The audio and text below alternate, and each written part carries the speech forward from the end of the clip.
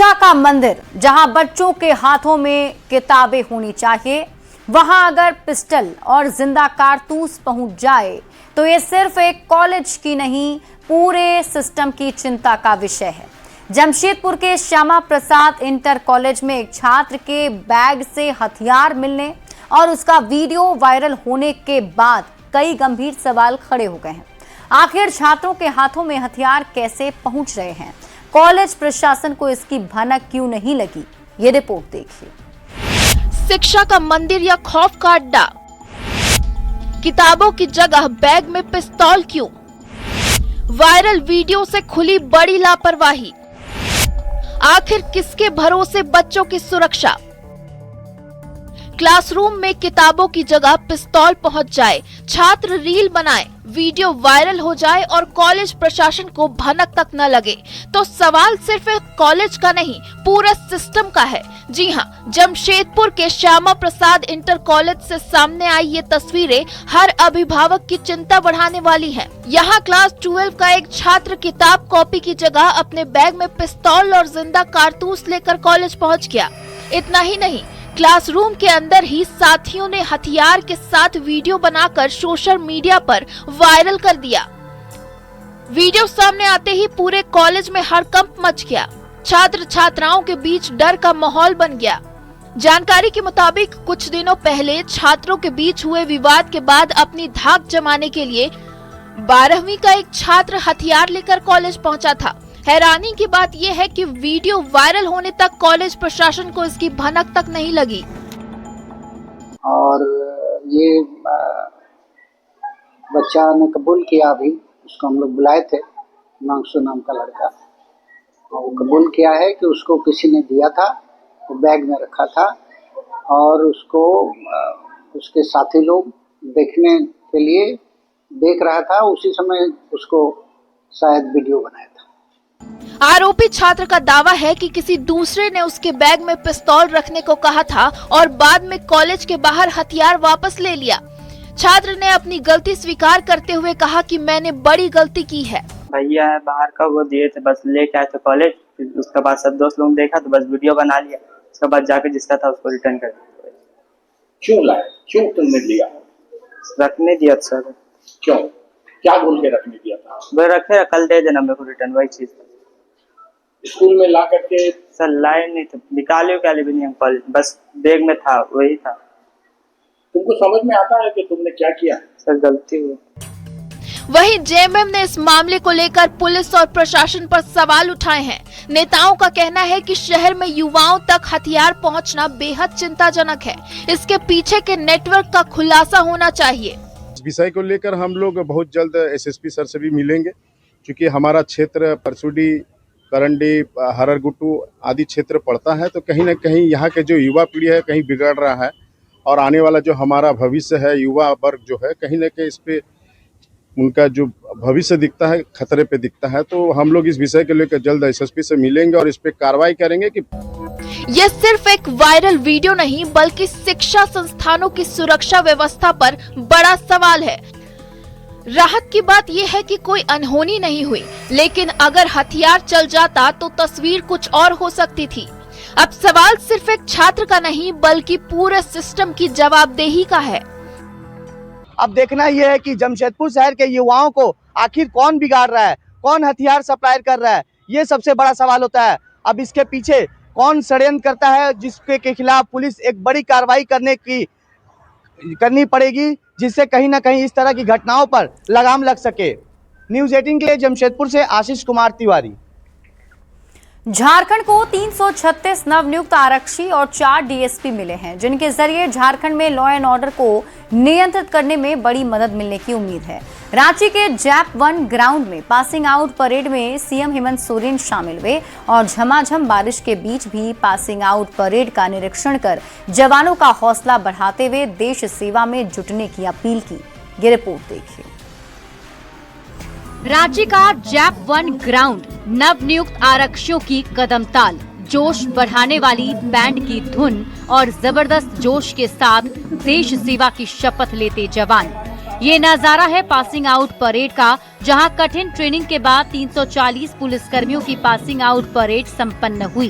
प्रकृति भी मानो इन जवानों का स्वागत करती दिखी, तभी तो बारिश से उनका वेलकम किया गया।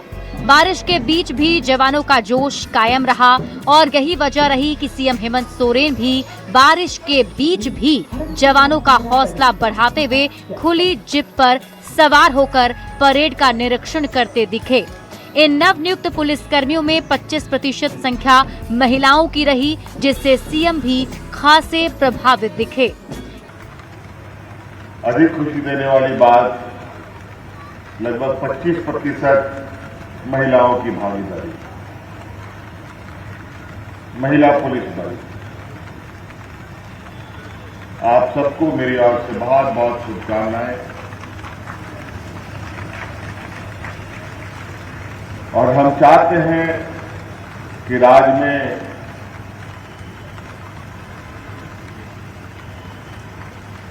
पुरुष महिलाओं की भागीदारी समान हो, बराबर हो, और यह अब दिखता भी है। सीएम हेमंत सोरेन ने जवानों के जोश की सराहना की, साथ ही उनकी शपथ को केवल संदेश नहीं बल्कि वो प्रतिज्ञा बताया जिससे भारत दुनिया का सबसे बड़ा गणतंत्र बना है। सीएम ने इसके साथ ही जवानों को चुनौतियों से पार पाने और देश सेवा में भी जी जान से जुटने की अपील की। शपथ पढ़ना, शपथ लेना सिर्फ प्रक्रिया माध्यम नहीं है। यही प्रतिज्ञा, यही शपथ के बदौलत हम लोगों ने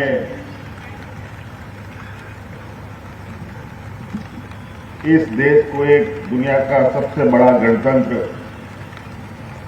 का रूप दिया। जिन 340 जवानों ने पासिंग आउट परेड के जरिए ट्रेनिंग पूरी की, उनमें 336 जवान और 4 डीएसपी शामिल रहे। कठिन प्रशिक्षण के बाद झारखंड को मिले जवानों पर अब जिम्मेवारी है अपराध के ग्राफ को कंट्रोल करने और अपराधियों में भय का माहौल बनाने की, ताकि झारखंड की जनता अमन चैन के माहौल में सांस ले सके। न्यूज़ 18 के लिए रांची से ओम प्रकाश की रिपोर्ट। और अब आपको सीधे रांची लिए चलते हैं। न्यूज़ 18 का बिज नेक्स्ट कार्यक्रम, जहां कारोबार जगत के नायकों का ये मंच है और फिलहाल राधा कृष्ण किशोर कुछ कह रहे हैं। और कुछ हेड्स में तो पैसे की कटौती की जा रही है। तो मैंने राज्य के अधिकारियों को साफ तौर पे ये कहा है कि बहुत ज्यादा डिपेंडेंसी सेंट्रल गवर्नमेंट के ऊपर हम ना करें। हमारे पास रिसोर्सेज की कमी नहीं है, हम खुद को इतना मजबूत करें कि धन राशि की कोई कमी झारखंड सरकार के पास नहीं हो। तो इस पर काम चल रहा है, मैंने एक डायरेक्शन दिया है। जैसे एक उदाहरण मैं देना चाहता हूं कि हमारा टारगेट सिर्फ माइंस मिनरल्स पर जो टारगेट 25-26 का था वो 15,500 करोड़ रुपए का था। जो प्राप्ति हुई है वो मात्र 11,000 करोड़ रुपए की प्राप्ति हुई है। एक तो ये टारगेट ही बहुत कमजोर था। जी बिल्कुल। इसी माइंस से उड़ीसा गवर्नमेंट 50,000 करोड़ रुपया प्रति वर्ष वो रेवेन्यू जनरेट करती है, जहां 40% स्टोरेज नहीं है माइंस का। हमारे राज्य में 40% स्टोरेज है माइंस के, और हम माइंस पर टारगेट फिक्स करते हैं 15,500 करोड़ रुपया और प्राप्ति होती है 11,000 करोड़ रुपया। उसमें भी हम पीछे रहते हैं। तो मैंने कहा अपने अधिकारियों को कि 1-2 वर्ष में हम सबों की कोशिश होनी चाहिए कि माइन सेक्टर से हम 30,000 करोड़ रुपया, अभी हम तत्काल 1-2 वर्षों के अंदर ही हम 50,000 करोड़ की बात नहीं करते हैं, लेकिन आज हमारे पास जो 15,000 करोड़ रुपए का टारगेट है, ये टारगेट बढ़ाएं 1-2 वर्षों के दरमियान, और वो टारगेट को आगे बढ़ाते हुए 30,000 रुपया हम माइन सेक्टर से प्राप्त करें। तो मैं समझता हूं कि जैसा कि मैंने कहा कि अभी जितनी योजनाएं स्टेट स्पॉन्सर्ड जो स्कीम्स चल रही है, हमारे पास पैसे की कोई कमी नहीं है। रेवेन्यू कलेक्शन भी हमारा जो हमारे पास है राज्य का अपना कर और गैर राजस्व कर एक सेटिस्फैक्ट्री रिसिप्ट हमारे पास होता है, हम इसे और बेहतर बना सकते हैं। जैसे जीएसटी में जो फेक जीएसटी रजिस्टर्ड हैं उस पर कंट्रोल करके, जीएसटी में जो चोरियां हो रही हैं उसको रोक करके, या फिर वैसे मिनरल्स जो अवैध तरीके से बाहर जा रहे हैं उनको रोक करके हम अपने रेवेन्यू को बढ़ा सकते हैं।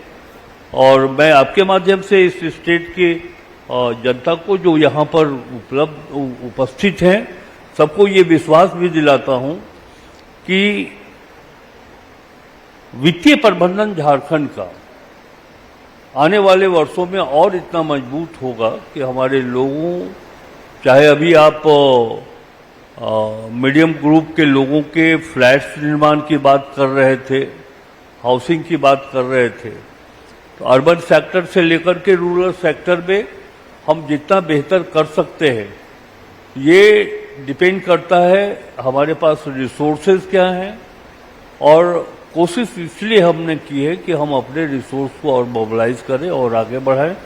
एक चीज़ मैं बताना चाहूँगा, ये बड़ी प्रसन्नता की बात है और हम सबों के लिए गर्व की बात है कि अभी नीति आयोग ने जो एक घोषणा की है उसमें उन्होंने कहा है कि झारखंड का वित्तीय प्रबंधन अन्य राज्यों के तुलना में बहुत बेहतर है। हमारा एफआरबीएम एक्ट के तहत जो ऋण लेने की सीमा निर्धारित है 3%, मैं आपको बताऊं कि ये राज्य इतना कुछ करने के बाद भी, जहां माननीय मुख्यमंत्री श्री हेमंत सोरेन जी मैया सम्मान योजना अपने राज्य के महिलाओं के लिए, बहु बेटियों के लिए जो वो सम्मान राशि दी जा रही है, जिस पर 14,000 करोड़ रुपया प्रति वर्ष खर्च हो रहा है, तो इसके लिए एक तरफ से राशि की भी कोई कमी नहीं है। लेकिन जैसे ही हम इसको आगे बढ़ाएंगे तो हमें और राशि की आवश्यकता पड़ेगी। इसके बावजूद भी नीति आयोग ने ये कहा है कि झारखंड का बेहतर और कुशल वित्तीय प्रबंधन है और एफआरबीएम एक्ट हमारा जो कहता है कि 3% से नीचे आप ऋण लेने की जो सीमा है 3% का, तो मुझे ये बतलाते हुए प्रसन्नता हो रही है कि इतनी सारी योजनाएं राज्य के द्वारा राज्य योजना के माध्यम से चलाए जाने के बाद भी हमारा जो ऋण लेने की सीमा है वो 2.8 है, यानी कि 3% से नीचे हैं। शायद तभी नीति आयोग ने झारखंड के कुशल वित्तीय प्रबंधन के बारे में काफी प्रशंसा की। आपने काफी जोर दिया रेवेन्यू कलेक्शन पे और रिसोर्सेज को डेवलप करने की बात की कि स्टेट को अपने रिसोर्सेज डेवलप करने होंगे केंद्र से, तभी आपकी आत्मनिर्भरता कम होगी। और इसको लेकर विपक्ष भी आपको आड़े हाथों लेता है। जब आप सेंटर से कहते हैं कि उचित सहयोग नहीं मिल रहा है तो आपके ही रेवेन्यू पे सवाल खड़ा होता है कि आपके नियंत्रण में है रेवेन्यू और रिसोर्सेज बढ़ाने के महकमे, लेकिन लगातार ब्यूरोक्रेसी की बात होती है कि 25 साल में जो ब्यूरोक्रेसी में रिफॉर्म होने चाहिए वो रिफॉर्म नहीं हुआ है। पॉलिटिकल लीडरशिप चाहती है कि उसके विजन के मुताबिक काम हो, एग्जीक्यूशन हो, वो एग्जीक्यूशन नहीं हो पा रहा है। तो आप नियंत्रित क्यों नहीं कर पा रहे हैं? यानी कि आपके कहने का तात्पर्य यह है कि राज्य के ब्यूरोक्रेसी अनियंत्रित है। चर्चा तो इसी बात की होती है कि ब्यूरोक्रेसी जो है वो परफॉर्म नहीं कर रही है। पॉलिटिकल लीडरशिप जिस तरीके से चाहती है, पॉलिटिकल लीडरशिप की जो आइडियोलॉजी है, जो विजन है, इसको दो पार्ट में आप देखने की कोशिश करिए। जब राज्य अलग हुआ तो उस समय राज्य का वित्तीय प्रबंधन किस सेक्टर में हमको प्रायोरिटी के साथ काम करना है, इरिगेशन के सेक्टर में, हेल्थ के सेक्टर में, एजुकेशन के सेक्टर में, ये प्रायोरिटी फिक्स किया नहीं गया। यहाँ